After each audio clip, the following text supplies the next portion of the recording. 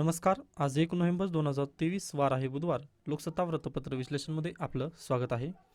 पहा, मी 1 नोव्हेंबर 2023 पासून अगदीच द हिंदू वृत्तपत्र विश्लेषण घेणार होतो, पण समस्या अशी आलेली आहे की अगदीच पूर्वी ना द हिंदूमध्ये कमी पेजेस होते. आता ते 23 पेजेस झालेले आहेत. पूर्वी 16 पेजेसची पेजेसचं काय होतं, द हिंदू वृत्तपत्र होतं. मग पहा, अगदी 23 म्हटल्यानंतर ते वाचण्यासाठी वगैरे रीडिंग स्पीड वगैरे माझी अगदीच तेवढी नाही आहे. व त्यानंतर मला दुसरं शेड्यूल वगैरे असतं, त्यानिमित्ताने मी द हिंदूला परत स्टॉप इथं करतोय. ते असणं गरजेचं आहे. आता हे 2 एडिटोरियल वाचणं झालेत व आता लगेच म्हणजे आता 8:28 टाईम झालेला आहे व अगदीच मला लेक्चरचा वगैरे टाईम होतो, त्यानिमित्ताने मला तेवढं वेळ जमणार नाही. त्यामुळे फक्त आजपासून परत आपण फक्त लोकसत्ता वृत्तपत्र विश्लेषण मी घेत आहे. तर पहा, मराठा आरक्षण कसे देणार, मंत्रिमंडळ बैठकीला चर्चेचे सूर, अव्यवहार्य अटी मान्य न करण्याचा मतप्रवाह. आता त्यानंतर दुसरी एक आहे, नोंदी असलेल्यांना कुणबी प्रमाणपत्र. म्हणजे अगदीच महाराष्ट्र राज्य सरकारने कुणबी प्रमाणपत्र देण्याचं स्वीकार केलेलं आहे. म्हणजे जी समिती बसवण्यात आलेली होती, न्यायमूर्ती संदीप शिंदे यांच्या अंतर्गत जी समिती वगैरे बसलेली होती, मग त्यांनी जे नोंदी वगैरे दिलेल्या आहेत त्या सर्वांना त्यांनी स्वीकार केलेला आहे. पण आगामी काळामध्ये जे मराठा आरक्षण आहे ते सुप्रीम कोर्टामध्ये पण कसं टिकल याबद्दल किंवा या संदर्भात सध्याला काय चालू आहे, निर्णय वगैरे चालू आहे किंवा फेरविचार वगैरे सध्याला चालू आहे. व त्यानंतर त्याबद्दलची सुप्रीम कोर्टामध्ये महाराष्ट्र राज्य सरकारची क्युरेटिव्ह पिटिशन अगदी दाखल पण झालेली आहे. त्यामुळे पहा, अद्याप याला मराठा आरक्षणबाबतचा निर्णय कसा येईल, काय येईल ते सांगणं अगदी अशक्य वाटत आहे. त्यामुळे मी या न्यूजचं डिटेल डिस्कशन वगैरे घेत नाही आहे. त्यानंतर पुढची न्यूज आहे पहा, विरोधकांच्या आयफोनवर सरकार पुरस्कृत हल्ले. तुम्हाला सर्वांना माहिती असेल, इस्रायलमधून मागच्या वर्षी पेगासस व्हायरसचा हल्ला वगैरे झाला, अशा पद्धतीची एक न्यूज होती. पहा, त्याचंच हे कंटिन्युएशन आहे असं तुम्ही म्हणू शकता. आता पहा, ॲपलची फोन जर तुम्ही किंवा आयफोन, ओके, आयफोनला तुम्ही जास्त प्राधान्य का देता, तर पहा, अँड्रॉइडसारखं आयफोनवरती काय मोड ॲप्लिकेशन्स वगैरे चालत नाहीत किंवा आयफोनची सिक्युरिटी एवढी टाईट असते ना, म्हणजे त्यामध्ये जास्त ब्रीच वगैरे आपल्याला करता येत नाही. पण झालेलं असं की पेगासस वगैरे जे व्हायरसेस आहेत ते अगदी आयफोनवर देखील हल्ला करतात. मग आयफोनवर हल्ला झाल्यामुळे आयफोनची जी सिक्युरिटी स्कॅन वगैरे आहे त्यांच्या टीमने जे विरोधक वगैरे आहेत, आता जशा पद्धतीने शशी थरूर, त्यानंतर महुआ मोहित्रा यांनी काय केलं, त्यांच्या स्क्रीनशॉट वगैरे काल रात्री अगदीच ट्विटरवरती वगैरे त्यांनी शेअर केल्या व त्यांनी सांगितलं की आम्हाला ॲपल कंपनीकडून असा ईमेल आलेला आहे की सरकार आमच्या प्रायव्हसीचं उल्लंघन करत असल्याचं ते ईमेल वगैरे होतं. मग आता ही खूप मोठं कन्सर्न आहे. पण आता ही न्यूज झाली म्हणजे अगदी विरोधकांच्या सेंट्रिकमधून. पण MPSC आणि UPSCला काय प्रश्न येऊ शकतो का, तर अगदीच आर्टिकल 21 कसा आहे, तर आर्टिकल 21 आपल्याला काय सांगतं, तर अगदीच पुट्टास्वामी जजमेंट याद्वारे सुप्रीम कोर्टाने काय केलं आहे, आर्टिकल 21मध्ये राईट टू प्रायव्हसी तुमचा हा अधिकार देण्यात आला आहे. म्हणजे खाजगीपणाचा अधिकार, right to privacy. Okay, right to privacy हा तुम्हाला अधिकार कधी देण्यात आलेला आहे, आर्टिकल 21 अंतर्गत देण्यात आलेला आहे. व 2017 साली याची केस होती, ते तुम्ही एवढं लक्षात ठेवायचं आहे. ओके, त्यामुळे हे थोडंसं बॅकवर्ड लिंकेजेस आपल्याला या न्यूजमधून घेता येईल. त्यानंतर पुढे पहा, आझादी का अमृत महोत्सव या सुमारे 1000 दिवस चाललेल्या अभियानाची सांगता काल मंगळवारी नवी दिल्लीतील कर्तव्यपथ येथे झालेली आहे. त्यानंतर स्वातंत्र्याचा अमृत महोत्सवानिमित्त देशभर राबवण्यात आलेल्या मेरी माटी मेरा देश या मोहिमेचा देखील समारोप काल पंतप्रधान नरेंद्र मोदी यांच्या हस्ते करण्यात आलेला आहे. ओके, आता अगदीच पुढल्या वर्षीसाठी तुम्ही लिहून ठेवा बॅकवर्ड लिंकेजेस काय असतील. तर मी याच्यापूर्वी पण म्हणत होतो बॅकवर्ड लिंकेजेस तुम्हाला लक्षात ठेवायचे आहेत. तर पुढल्या वर्षीचं इंडिया इयर बुक आल्यानंतर आपला आझादी का अमृत महोत्सव आणि मेरी माटी मेरा देश हे 2 अभियान काय करायचं आहेत, लक्षात ठेवायचे आहेत व तिथून ते वाचून घ्यायचे आहेत. ओके, हे पण झालं बॅकवर्ड लिंकेजेसनुसार. त्यानंतर पुढची न्यूज आहे पहा, 40 तालुक्यांमध्ये दुष्काळ, मंत्रिमंडळाचा निर्णय, कर्जवसुली स्थगिती आणि विद्यार्थ्यांचे शुल्क देखील माफ करण्यात आलेले आहेत. ओके, हे अगदीच चांगली गोष्ट आहे. पण आगामी काळामध्ये जे 40 तालुके आता सध्याला दुष्काळग्रस्त म्हणून जाहीर झाले, त्याच्या पुढे आता कंटिन्यूमध्ये जर गेलात तुम्ही, तर अगदी जास्त तालुक्यांचं वगैरे इथं काय दुष्काळग्रस्त तालुके म्हणून ओळख वगैरे करण्यात येईल किंवा ते म्हणजे जास्त तालुके वगैरे दुष्काळग्रस्तामध्ये वगैरे सामील होतील, असं आपलं एक भीतीदायक इथं चित्र वगैरे दिसत आहे. त्यानंतर पुढे या अपारदर्शी निवडणूक रोख्यांमुळे लोकशाहीला धोका, सर्वोच्च न्यायालयात याचिकाकर्त्यांचा दावा. आता पहा, 31 ऑक्टोबरपासून काय झालेलं आहे, सुप्रीम कोर्टामध्ये कशाची सुनावणी चालू झालेली आहे, तर इलेक्शन बॉन्ड केसची सुनावणी झालेली, इलेक्टोरल बॉन्ड केस याबद्दलची काय झालेली आहे, सुनावणी चालू झालेली आहे. आता हे इलेक्टोरल बॉन्ड केस काय आहे याबद्दल मी काय करणार आहे, एक सेपरेट व्हिडिओमध्येच मी याला डिस्कस करणार आहे. त्यासोबतच पहा, सुप्रीम कोर्टाचं जजमेंट आल्यानंतर पण याला मला लिंकेजेस वगैरे करावे लागतील. त्यामुळे पहा, मी सेपरेट व्हिडिओ का बनवण्याचा वगैरे प्रयत्न करतोय सध्याला, तर विद्यार्थ्यांच्या काही शंका वगैरे किंवा अगदीच ज्या विद्यार्थ्यांना मी सध्याला शिकवत आहे त्यांचे पण हे म्हणणं होतं की सर म्हणजे परत जर मला व्हिडिओ पाहावं लागत असेल तर ते मला भेटत नाही किंवा तशा पद्धतीने सर्व व्हिडिओमध्ये वगैरे ते शोधणं असंभव आहे.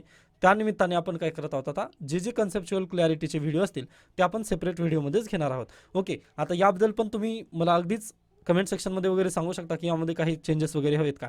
परंतु हे असंच चालणार आहे, कारण दुसऱ्या विद्यार्थ्यांना पण जर याची मदत होत असेल ना तर ते नक्कीच आपला त्याबद्दल तशाच पद्धतीने वगैरे जावं लागेल.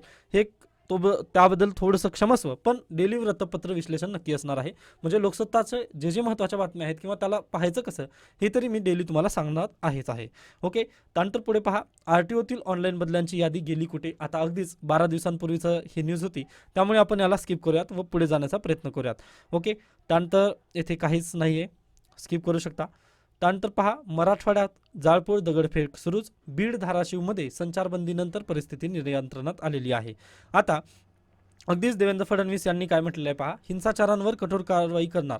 ओके, यांनी त्यानंतर धरपकड देखील सुरू करण्यात आली आहे. कायदा आणि सुव्यवस्थेची स्थिती लक्षात घेऊन विशेष पोलीस महानिरीक्षक ज्ञानेश्वर चव्हाण बीड येथे तळ ठोकून आहेत. जाळपोळीच्या घटनेतील CCTVमध्ये दिसणाऱ्या आंदोलकांची धरपकड आता पोलिसांनी सुरू केली आहे. यातील प्रमुख आरोपीच्या विरोधात जीवे मारण्याचा प्रयत्न केल्याचा म्हणजेच कलम 307 अन्वये गुन्हा दाखल केला जाणार असल्याचे देखील राज्य सरकारने जाहीर केलेलं आहे. त्यामुळे प्लीज पहा, म्हणजे अगदी ठीक आहे आंदोलन वगैरे होत आहेत, परंतु तुम्ही म्हणजे त्या ह्याच्यामध्ये वगैरे पडू नका, कारण एकदा जर IPC तुमच्यावर जर लागलेला असेल तर तुम्हाला सरकारी नोकरीपासून वगैरे फुलकावं लागेल. हे एक शोकांतिका वगैरे होईल. त्यामुळे प्लीज थोडंसं तुम्ही पण सांभाळून वगैरे राहा, असंच मी म्हणेल. पहा, अगदी सरकार त्याबद्दल विचार वगैरे करत आहे. मराठा आरक्षणाचा अगदी मुद्दा आहे, त्याबद्दल पण आजचा लेख आलेला आहे, त्याबद्दल आपण पुढे बोलणारच आहोत. त्यानंतर आपण पुढे जाऊयात. इथे काही आपल्यासाठी गरजेचं दिसत नाही. त्यानंतर केजरीवाल यांना उद्या EDच्या दफ्तरसमोर वगैरे हजर राहण्याची नोटीस आलेली आहे. म्हणजे त्यांना सुनावणीसाठी वगैरे बोलवलेलं किंवा म्हणजे चौकशीसाठी बोलवलेलं आहे. त्यानंतर पुढे आशांच्या आंदोलनाकडे मात्र दुर्लक्ष, काही मला गरजेचं वगैरे वाटलं नाही, त्यामुळे मी स्किप केलं. त्यानंतर शाश्वत मासेमारी. आता तुमचं होमवर्क असेल, शाश्वत मासेमारी किंवा शाश्वत विकासाचे जे गोल्स आहेत, 17 गोल्स आहेत, त्यापैकी शाश्वत मासेमारीचं गोल कितवा आहे. ओके, हे तुम्हाला माहिती असणं गरजेचं आहे. किंवा जे ड्रिंकिंग वॉटर आहे, ड्रिंकिंग वॉटर आणि सॅनिटेशनचं ते पण अगदी गोल एक सॉरी मासेमारीचं नव्हे ते, म्हणजे शाश्वत मासेमारी असं गोल नाही आहे, तर लाईफ अंडर वॉटर. ओके, हे गोल कितवा आहे ते प्लीज लक्षात ठेवा. 17 पैकी ते गोल कितवा आहे ते मला कमेंट सेक्शनमध्ये तुम्ही सांगायचं आहे. ओके, त्यामुळे प्लीज एकदा सस्टेनेबल डेव्हलपमेंट गोल्स हे काय आहेत एकदा ते पाहून घेऊ शकता तुम्ही, व त्यातलं लाईफ अंडर वॉटर हे तुम्ही मला सांगायचं आहे. ओके, त्यानंतर आपण पुढे जाऊयात. शौर्य पाहिले आता शहानिव हवी, म्हणजे आरक्षण मर्यादा वाढवण्यास बहुराज्यीय पातळीवर कारवायाच्या उपायांसाठी पुढाकार मध्यवर्ती सरकारलाच घ्यावा लागेल, पण केंद्र सरकार त्यात तूर्त तरी रस नाही असे आपल्याला दिसत आहे. म्हणजे पहा, नरेंद्र मोदींचा नुकताच दौरा झाला, पण त्यावेळेस अगदीच त्यांनी मराठाबद्दलचं देखील त्यांनी उच्चारलेलं तिथं नव्हतं. त्यानंतर मनोज जरांगे पाटील यांनी पण जेव्हा अगदी भाषण वगैरे देत होते तेव्हा त्यांनी पण तेच म्हटलं की बाबा पहा, केंद्र सरकार आपला मराठा आरक्षणाबद्दल वगैरे तेवढं किती खुश आहे किती नाखुश आहे हे आपलं तिथं डायरेक्टली त्यांच्या वचनावरून वगैरे समजत असतं. आता अगदीच त्यांचे वक्तव्य काही जरी येत असतील किंवा एकनाथ शिंदे यांचं जरी वक्तव्य काही जरी आपला जरी मिळत असेल तरी रियालिटी आपण नाकारू शकत नाही. पहा, आता अगदीच आपल्याकडली शेती कशी आहे, आता 40 तालुके जे आहेत काय सध्याला दुष्काळग्रस्त म्हणून जाहीर झालेले आहेत किंवा दुष्काळामध्ये तर ऑलरेडी गेलेले आहेत. मग पहा, शेतीवर आपण आज अवलंबून राहतो का? ठीक आहे, शेतीवर अवलंबून नाही, मग करायचं काय? तर पहा, आपल्या समाजामध्ये आता सध्याला असं झालेलं आहे की आपल्याला काय करायचं, सरकारी नोकरी हाच एकमेव पर्याय राहिलेला आहे. सरकारी नोकरी.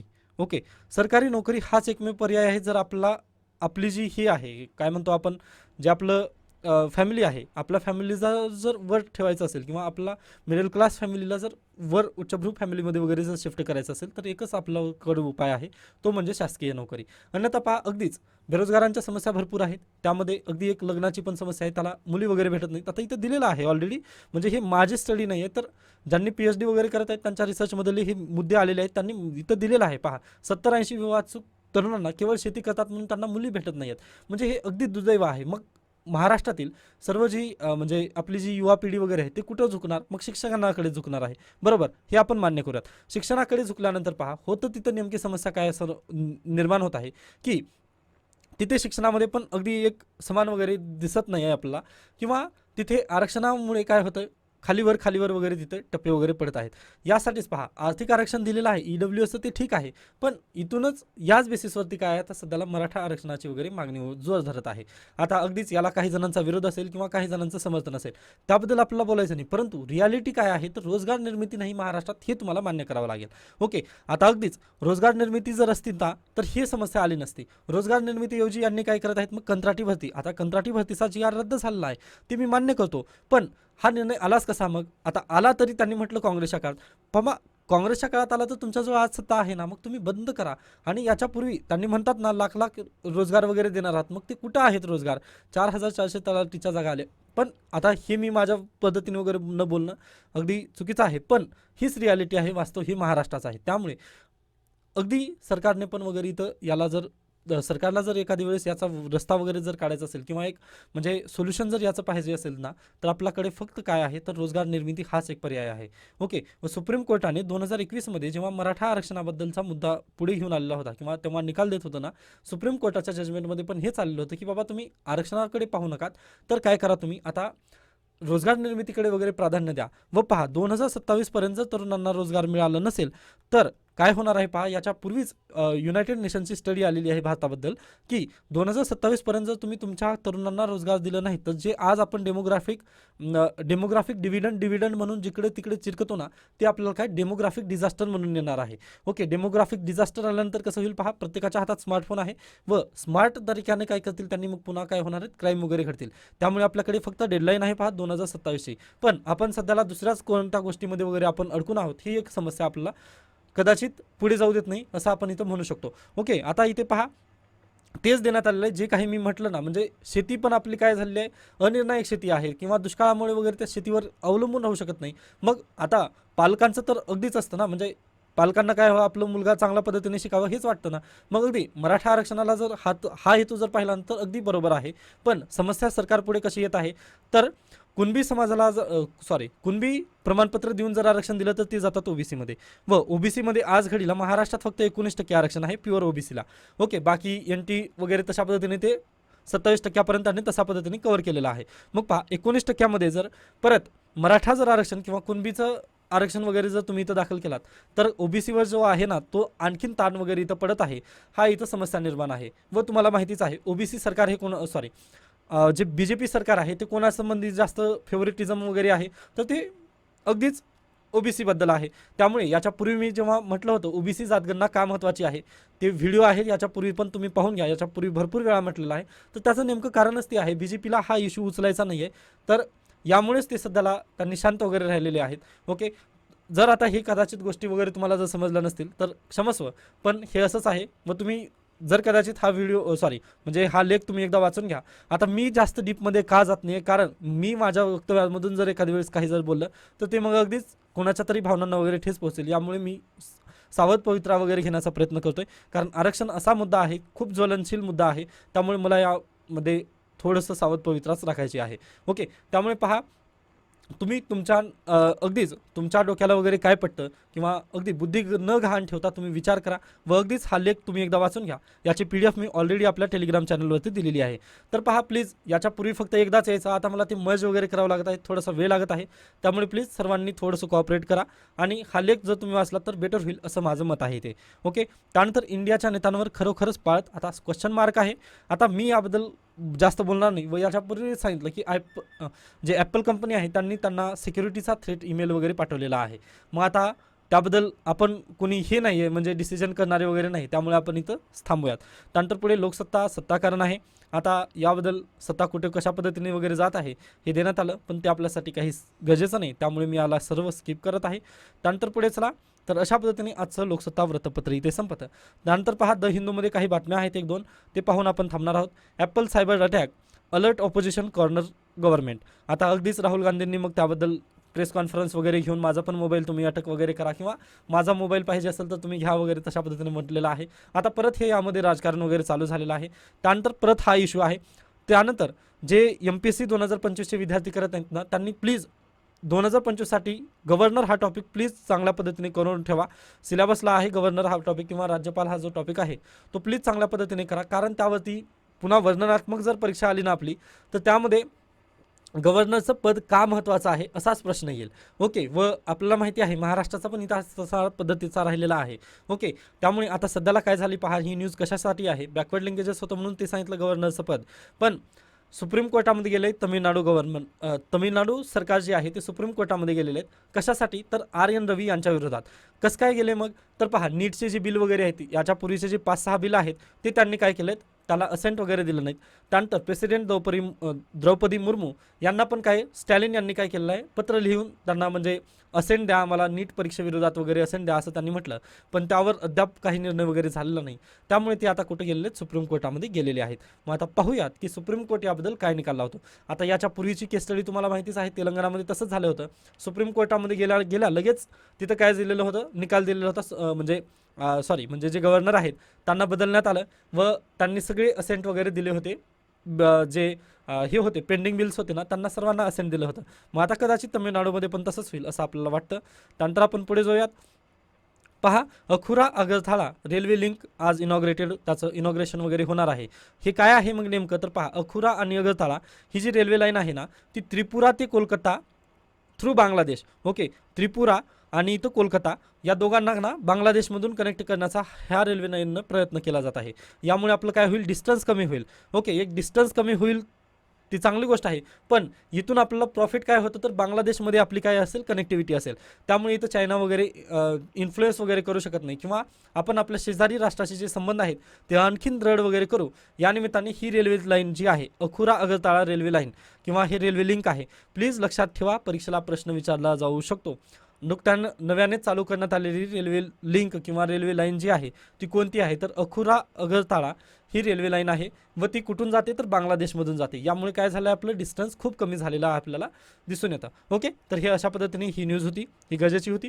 त्यानंतर पुढे या, high court takes suo motu cognizance of deteriorating air in Mumbai. आज झालेलं काय पहा, याच्यापूर्वी तुम्ही ऐकलं असाल, जसं म्हणजे अगदी आठवड्यापूर्वीची न्यूज आहे, इंडियन एक्सप्रेसमध्ये आलेली होती की मुंबईचा जो हवेचा दर्जा आहे तो खूप निष्कृष्ट वगैरे झालेला आपल्याला दिसून आला. जसं दिल्ली झाली होती ना, म्हणजे आता दिल्लीबद्दलचे न्यूज येतात ना, आता दिवाळी होऊ द्या एवढं, दिवाळी झाल्यानंतर पहा तुम्ही म्हणजे अगदीच धुकं तर पडलेले असतात, धुकासोबत अगदीच त्यांची एअर क्वालिटी इंडेक्स जे आहे ते खूपच कमी होतं.